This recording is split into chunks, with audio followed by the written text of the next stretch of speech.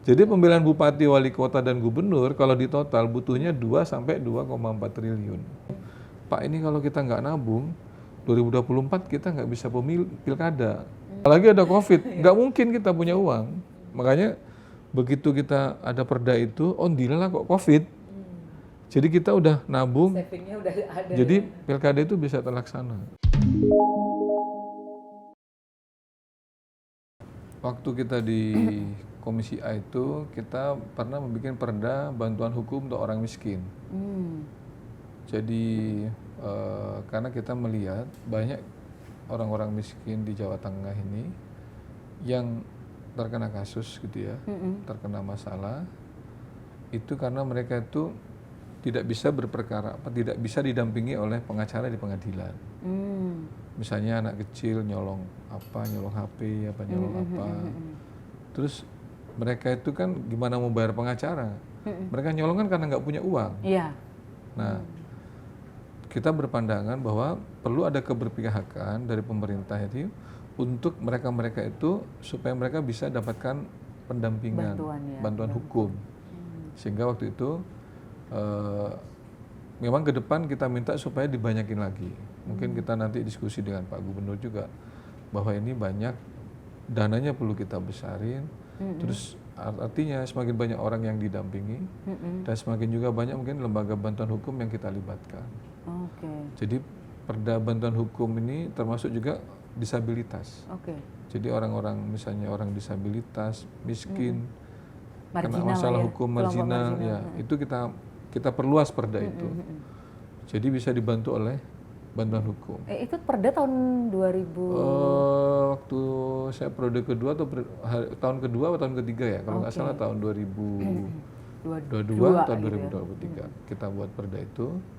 Dan harapan kita nanti jumlahnya kita banyakin dan juga lembaga bantuan hukum yang kita libatkan semakin banyak. Jadi modelnya rembes. Jadi misalnya LBH ini membantu A gitu ya di kasus apa, nanti LBH ini bikin MOU dengan Pemprov, Biro Hukum. Nanti dia setiap tahun misalnya mendapatkan alokasi berapa. Nah dia nanti setiap tahun ngerembes ke Pemprov. Setiap tahun ya rembes. Saya sekian masalah ini, nah nanti dia diganti sama Pemprov biayanya itu. Di perda itu berarti masih untuk spesifikasinya untuk orang miskin aja gitu? Orang miskin, disabilitas, kaum marginal. Kaum marginal. Kita perluas ke situ supaya mereka juga bisa mendapatkan bantuan hukum. Nah kita berharap kabupaten kota juga bikin seperti itu, sehingga nanti ada bupati, wali kota maupun juga gubernur ini care terhadap itu. Karena itu bagian daripada keberpihakan kita terhadap masyarakat. Jadi itu salah satu perda yang kemudian diperjuangkan waktu itu yang manfaatnya termasuk juga waktu itu kan pilkada serentak pertama kan baru tahun kemarin 2024. Jawa Tengah ini kan kalau misalnya teman-teman perlu tahu bahwa biaya politik kita tuh mahal. Mahal sekali. Untuk pilgub dan pilihan bupati itu kita butuhnya hampir 1 sampai 1,2 triliun. 1 sampai 1,2 triliun. Ya, di Jawa Tengah. Itu Jawa Tengah Pemprov butuh segitu. Terus kabupaten kota Raffi Ahmad ya, Pak. Kabupaten kota 35 itu juga harus menyediakan 1,1 sampai 1,2 triliun. Jadi pemilihan bupati, wali kota, dan gubernur kalau di total butuhnya 2 sampai 2,4 triliun. Untuk milih bupati dan gubernur yang kemarin itu. Nah kalau APBD Jateng tiba-tiba kita ambil 1 triliun, itu nggak bisa bangun kita. Makanya waktu saya terpilih jadi ketua Komisi A, begitu kita diskusi KPU, Bawaslu, Pak ini kalau kita nggak nabung, 2024 kita nggak bisa pilkada. Nah akhirnya saya bikin perda dana cadangan itu tahun 2020. Jadi kita nabung 300 miliar untuk memilih gubernur ini. Karena kalau kita nggak nabung segitu, begitu 2024 tiba-tiba APBD-nya kita ambil, kita kan nggak ngerti ada COVID waktu itu. Apalagi ada COVID, nggak mungkin kita punya uang. Makanya begitu kita ada perda itu, oh dilalah kok COVID. Jadi kita udah nabung, savingnya udah ada. Jadi pilkada itu bisa terlaksana. Kalau enggak, nah beberapa kabupaten kota kemarin kesulitan menyiapin 40 miliar, 50 miliar itu karena mereka tidak mengantisipasi itu. Nah, baru begitu provinsi bikin, mereka 2 tahun bisa ada yang nabung. Nabung 25 karena APBD kabupaten kota itu misalnya rata-rata hampir 1 triliun gitu ya. Itu kan 40% untuk gaji pegawai dan lain-lain, ATK gitu-gitu. Iya. Kesehatan sekian persen, pendidikan 20%, kesehatan 10%. Infrastrukturnya kecil loh.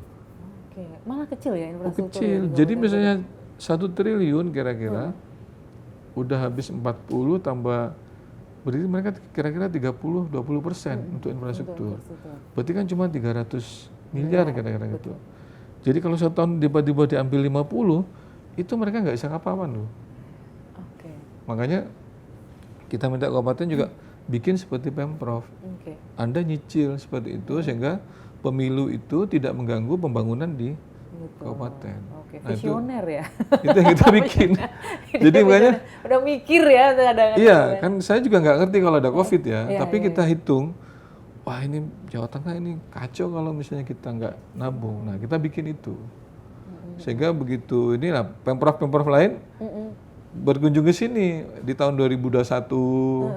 Nah, jadi gede kan tabungan mereka jadinya. Iya. Oh, jadi mereka juga ngikutin. Tapi sebelum terlambat, lebih baik bikin kira-kira gitu daripada nanti kesulitan. Oke, berarti Jawa Tengah ini perda yang soal Tahun cadangan 2020 itu pertama atau untuk pilgub sebelumnya? ya, sebelumnya ada biasanya Ada untuk infrastruktur. Oh, untuk Jadi misalnya kita punya visi infrastruktur mau bangun apa, duitnya nggak cukup, misalnya mau bangun bendungan. Oh kira-kira ketemu 1 triliun, nah kita nyicil ya, dari 2024 ini, nah, itu bisa juga infrastruktur. Nah dalam konteks pilkada serentak ini kan ternyata dananya besar sekali. Gila triliunan gitu.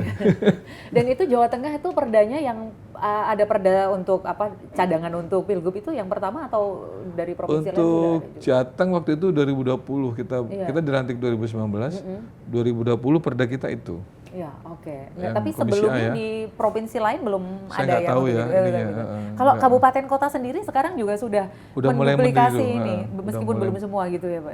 Walaupun belum semua.